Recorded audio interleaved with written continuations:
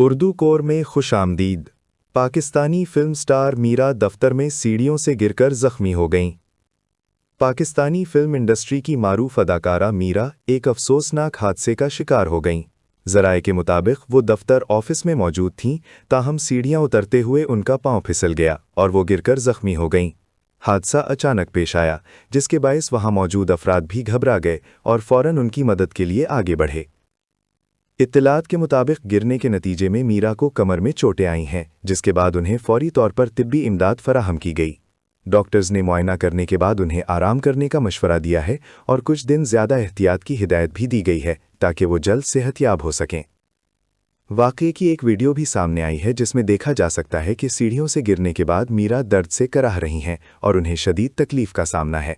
Video देखकर मदाह भी तशवीश में मुब्तला हो गए हैं और सोशल मीडिया पर उनकी जल्द सेहतयाबी के लिए दुआएं कर रहे हैं। मीरा के करीबी ज़राए का कहना है कि वो इस वक्त बेहतर हैं, ताहम एहतियातन उन्हें मुकम्मल आराम की ज़रूरत है। उम्मीद की जा रही है कि वो जल्द सेहतयाब होकर दोबारा अपनी सरगर्मियों का आगाज़ करेंगी।